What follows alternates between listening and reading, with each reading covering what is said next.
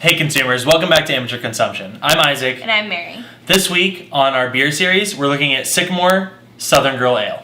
So the Southern Girl Ale is a blonde ale from the Sycamore Brewery, which is here in Charlotte. The Sycamore Brewery was started, I believe, by a husband and wife team back in 2013. So still pretty young, but they've been cranking out beer for a while. So we're excited to taste this one.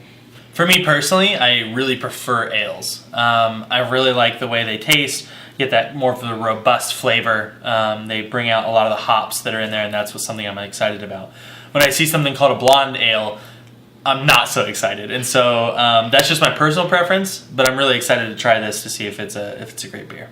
So this one on the IBU scale is 45, so we should hopefully get some bitterness, a little bit of hoppiness, but not too much. All right. You go and smell it? Well, I mean, first off, if you look at the beer itself, you're going to see that it's a little bit cloudier than your typical lager. So it's the same color as you might find in like in a Bud Light or something like that, but it's going to be a little bit cloudier, and that's basically the concept of an ale. And so that's something you can look at in terms of the color. Cool. So let's go ahead and smell it. I kind of smell like bread. Mm-hmm. Again, that maltiness coming through. That yeast and that malt. But it smells really good. It smells like yummy baked goods. Yeah, and in this you can also smell the hops. I feel like in lagers they don't always come through, and so with this blonde ale you can still, even though they're not going to be a main point, you can still smell that they're there. Mm. All right, let's give it a taste. Yeah. Oh, I like this. I really like this. It's very different. Mm-hmm. It just feels very balanced. You get that maltiness and that bread yeasty aspect coming through, but it's almost like it adds this tiny bit of sweetness to it. Yeah. And it's like it just smooths out the bitterness. I feel like it's just very well constructed. Yeah. For me, this kind of takes my place of a lager.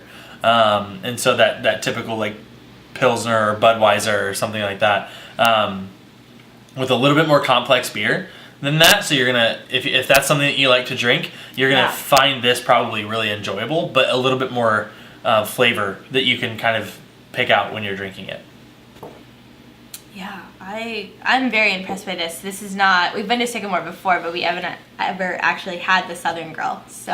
Well, what do you like about Sycamore Brewing? I really like their outdoor space. It's very large and spacious. It's good for families. We've been there with friends that have little babies and they're carrying them around, or people with dogs.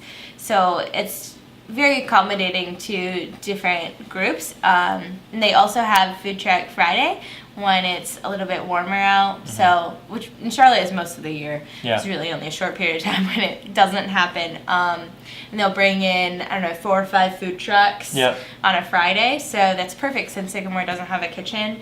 That they can accommodate you when you're feeling hungry too. And they also bring in live acts too. The music is great, combined with the food trucks. It's just a great experience all around.